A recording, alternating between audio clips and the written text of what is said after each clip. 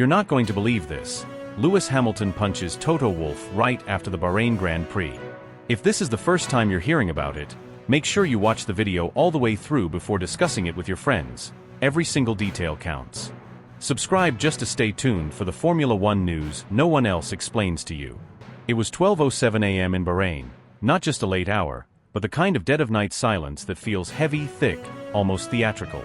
The paddock, earlier a raging storm of activity, had quieted into something eerily unnatural. The air wasn't just still, it was holding its breath. The final echoes of the day's race had long since faded, the media trucks had rolled out, the photographers had packed up their lenses, and the crews were either asleep or pretending to be.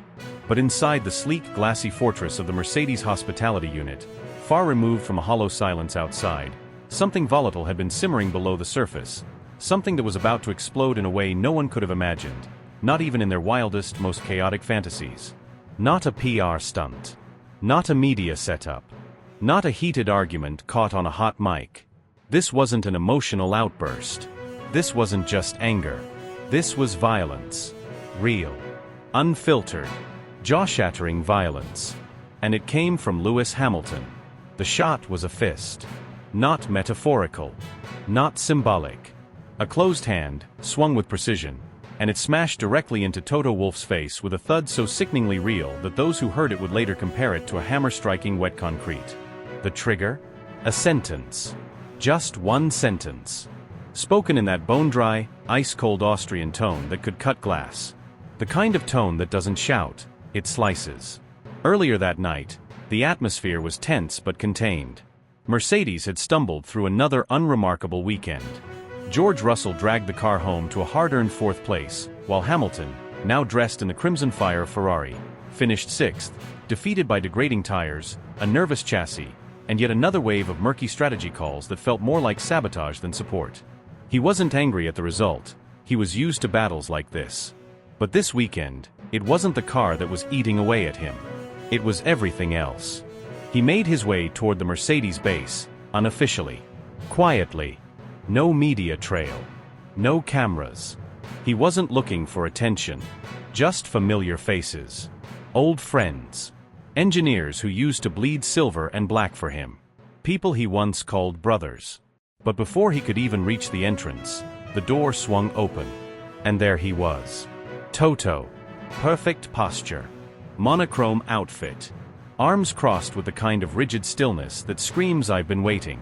His eyes didn't blink. His jaw didn't clench. He didn't smile. And with a voice that could freeze fire, he dropped the line. "You should have stayed." That's it.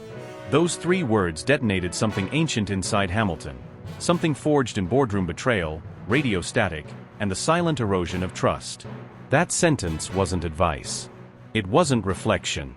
It was a trap. A slap disguised as wisdom. A dagger dressed as regret. The arrogance. The gall. The idea that he was the one who walked away when the truth, Lewis's truth, was that he'd been slowly pushed out, starved of support, eclipsed by whispers of the future. He didn't speak. He didn't ask why. He moved. One step forward. Then another. And in a single, explosive motion, he swung. The punch wasn't wild. It wasn't sloppy. It was surgical. And when it landed, it cracked through the silence like thunder inside a tomb. Wolff's head snapped to the side, glasses launching off his face and skidding across the pristine tile. His body stumbled back, crashing into the chrome countertop behind him with a dull metallic crash. The few people in the room froze, completely paralyzed. One gasped audibly. Another blinked like they were trying to wake up from a nightmare. No one moved. Toto didn't retaliate. He slowly straightened up, jaw already swelling, a small ribbon of blood painting the corner of his lip. But his eyes? Ice. Cold. Calculated. The kind of stare that said "thank you for proving my point" without needing a single word. Hamilton stood there, breathing heavy, fists still clenched, rage radiating from him like a furnace in meltdown. He didn't say sorry. He didn't flinch. He just stared. One final stare. Then he turned, walked out, and left the door swinging slowly behind him like a pendulum counting down to the next disaster. No words. No PR statement. No apology tweet. The entire room stood still, afraid to exhale. Phones stayed in pockets. No one dared record. Not because they were told not to, but because they knew. This wasn't something to go viral. This was something sacred. Something seismic. Something that would split the paddock into before and after. The incident spread like wildfire. Within hours, high-level calls were being made. Lawyers scrambled. Crisis teams activated. Mercedes refused to comment. Ferrari dodged the topic completely. Toto appeared at sunrise with a bruised jaw and a grin so fake it felt robotic. Lewis? Nowhere to be seen. Radio silent. Off-grid. Ghost mode. Behind the scenes, the FIA held emergency briefings. Liberty Media executives went pale. Sponsors panicked. Whispers turned into roars. Is Hamilton suspended? Will Wolff press charges? Was this the end of everything? Had Formula One just witnessed its first civil war? And then came the real bombshell. Anonymous sources hinted that Hamilton had demanded a face-to-face with Liberty bosses and Ferrari execs. Behind closed doors, no intermediaries, no managers. He wanted answers. Or a way out. And the craziest part? Whispers say Toto already got a call. From Red Bull. No one knows where this goes next. A lawsuit? A suspension? A mid-season retirement? Or an all-out battle for control of the sport itself? What's clear is this: what exploded that night wasn't just a fist. It was a legacy. And the aftershocks are just beginning. Those who were present, now ducking interviews and avoiding eye contact like plague victims, say it wasn't rage. It wasn't madness. It wasn't even impulse. It was ice. A terrifying stillness. A silence so sharp it sliced through the room before a single word was spoken. Lewis Hamilton didn't react like a man provoked. He moved like a volcano that had been dormant for years, hiding pressure beneath calm smiles and championship quotes, and then, without warning, erupted in a flash that rewrote the laws of emotion. His expression went from composed to glacial in less than a heartbeat. Not angry, frozen, dead calm. So calm it was horrifying. His gaze locked onto Toto Wolff's with the kind of precision you'd expect from a sniper, not a driver. And then, without blinking, he advanced a step, not fast, not aggressive, but deliberate. Like a chess master about to knock the king off the board with one finger. That single step shattered the air in the room. Everything changed in that instant. George Russell, lounging just moments before like a man enjoying the calm between races, suddenly jerked upright. His smoothie bottle slipped from his hand, forgotten as it rolled toward a corner. George knew. Everyone knew. The atmosphere had mutated. The room had shifted into something volatile, explosive, dangerous. It was no longer a casual team space. It had become a pressure cooker, and the lid was about to blow. Then, Lewis spoke. Not shouted. Not barked. Not even firmly. He whispered. But the words landed like thunder in a canyon. Say that again. It was the quiet before a Category 5 storm. The kind of whisper that carries across mountains. The kind that isn't asking, it's daring. An invitation to dance with destruction.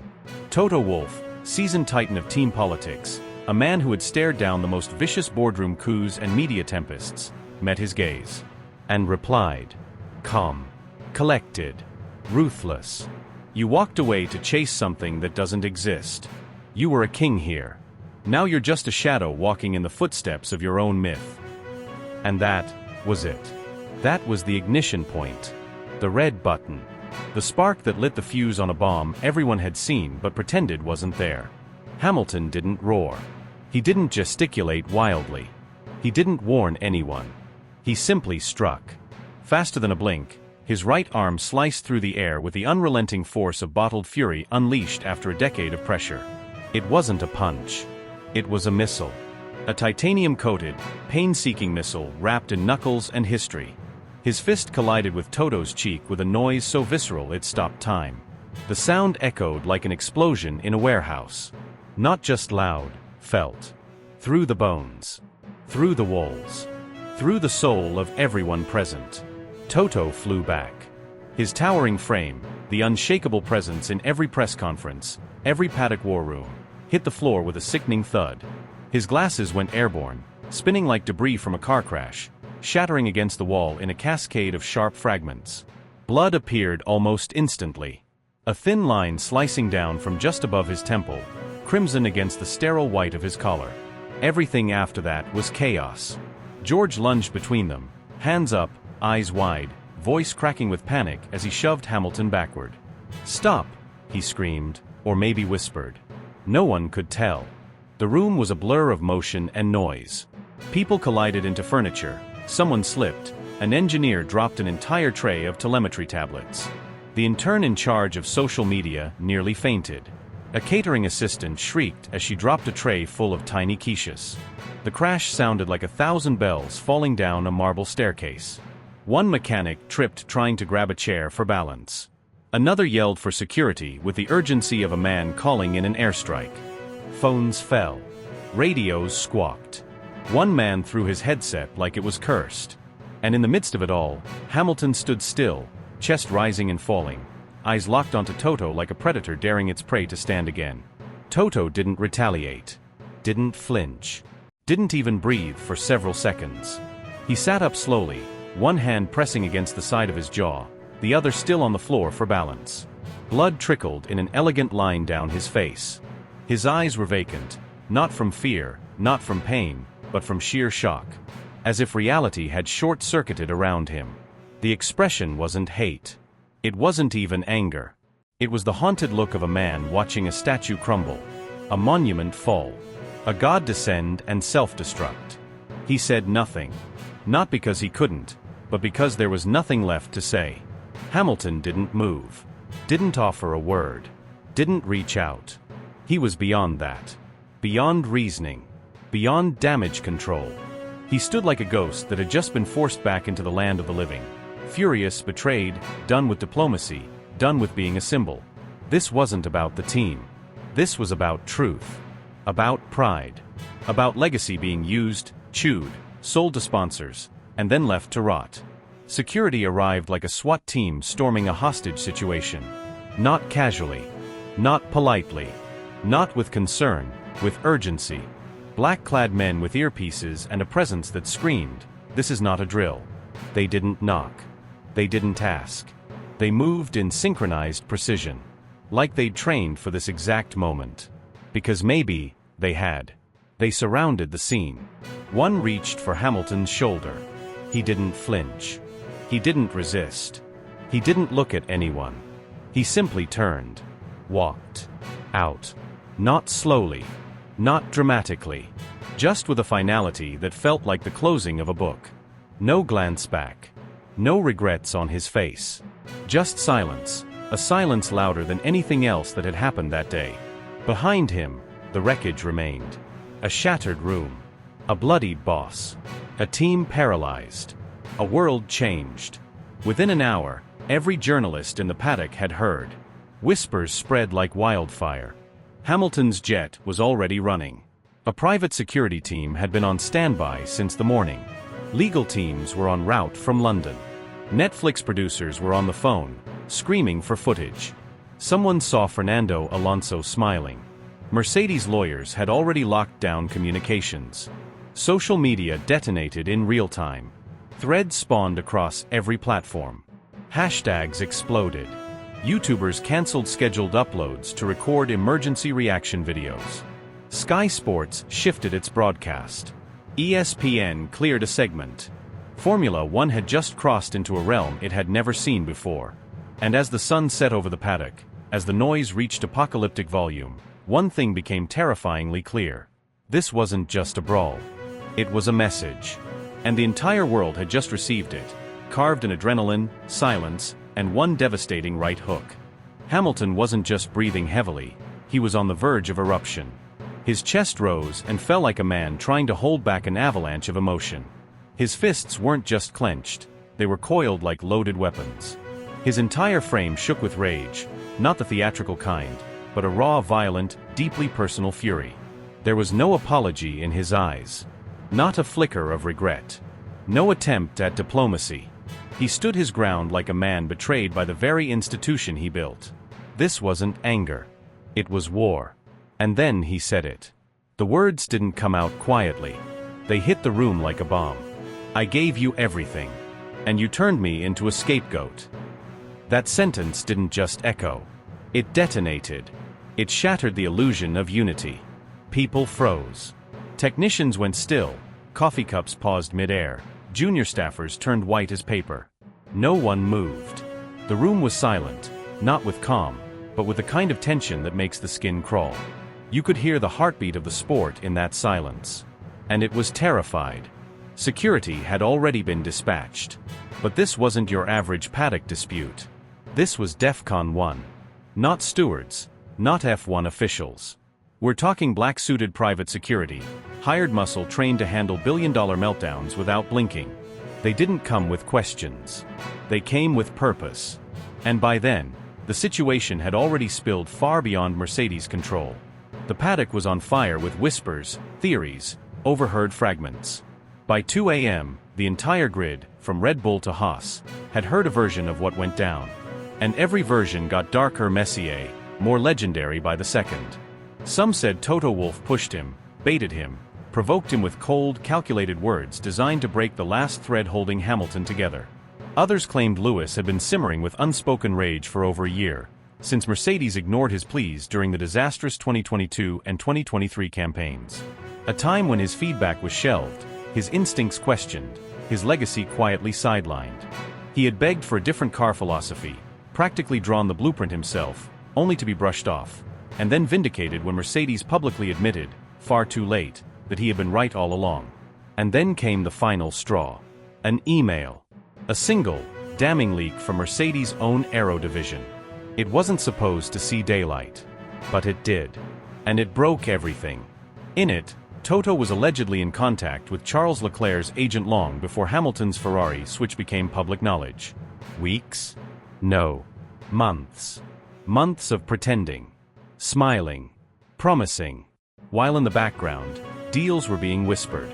Futures were being planned. Replacements were being scouted. To Lewis, it wasn't just betrayal. It was annihilation. The message was loud and clear. Mercedes had already moved on. They were just too cowardly to tell him to his face. That night, something inside Hamilton snapped. His frustration, his exhaustion, the emotional scars of being pushed aside by the very team he had made into a titan, it all erupted. And Toto's words, whatever they were, lit the fuse. Witnesses say Hamilton didn't yell. He roared. Like a storm finally unleashed after years of holding back. And when it was over, the wreckage was everywhere. Hamilton didn't storm out.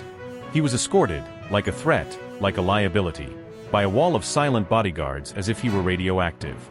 The media swarmed, flashes burst, questions were screamed into the humid Bahrain night. But Lewis said nothing. Not one syllable. He disappeared into the shadows surrounded by his entourage, not defeated, not broken, but untouchable. Like a general walking away from a battlefield he didn't lose, but chose to abandon. And Toto? He stayed behind. Bleeding pride. Refusing treatment. But later, according to insiders, he was seen behind closed doors, surrounded by high-level execs, holding an ice pack to his face, mumbling through clenched teeth. Shareholders had flown in.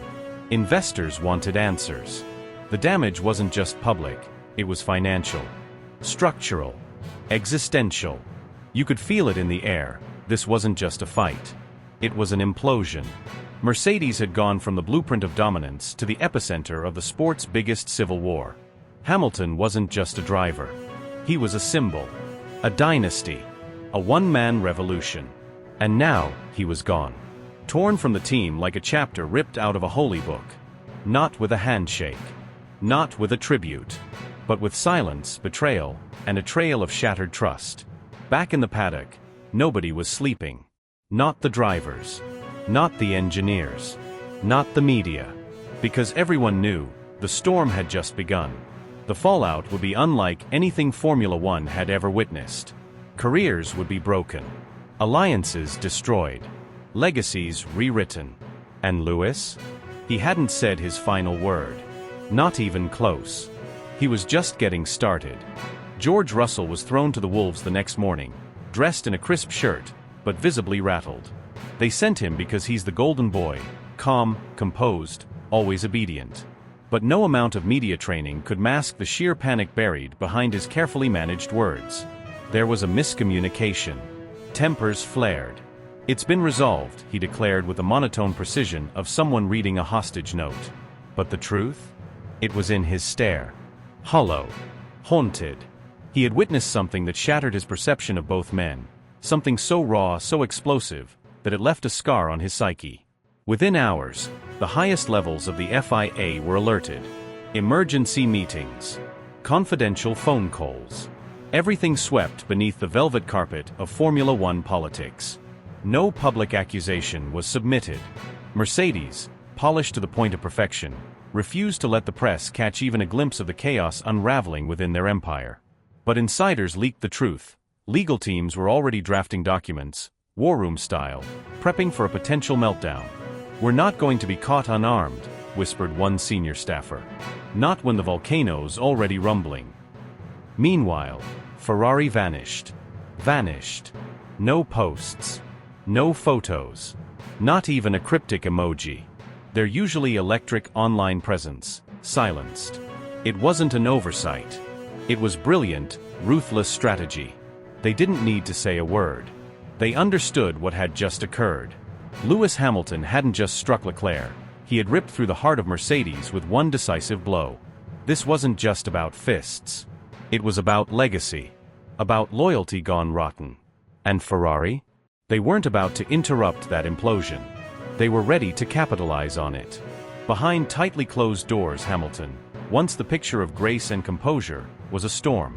Gone was the diplomatic spokesman of modern racing. In his private circle, the veil dropped completely. His words weren't angry, they were volcanic.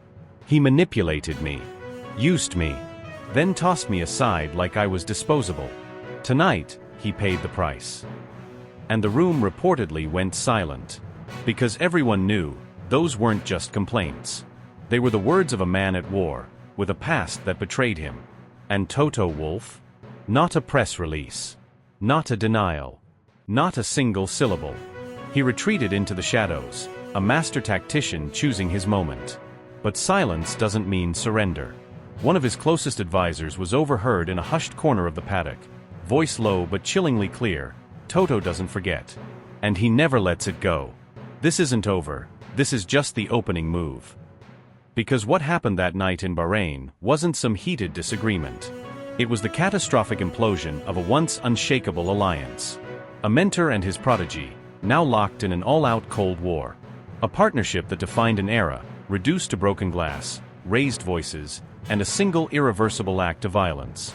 No Netflix crew. No boom mics. No polished documentary edit. Just a sterile room, splattered with the chaos of real human rage. Shards of crystal on the ground. A smear of blood. Men frozen mid-step, trying to process what had just erupted in front of them. The smell of sweat. The metallic taste of tension. It was the kind of moment that doesn't fade, it echoes. Forever. And that's when Formula One shifted. Not on the track. Not in a boardroom. But in a brutal, untelevised confrontation that stripped away every illusion. The sport, for all its glamour and champagne, had shown its fangs. This wasn't racing. This was warfare, behind luxury doors. Hamilton and Wolff are no longer teammates in spirit. They are predators in the same jungle. And everyone in the paddock knows it. Sponsors are nervous. Drivers are whispering. Teams are quietly recalibrating their alliances. Because what happened in Bahrain wasn't the end of a chapter, it was the beginning of an entirely new book, written in adrenaline, betrayal, and vengeance. And now? Now the world waits, breathless, eyes wide, hooked. Because if that was the explosion, what comes next might be the reckoning.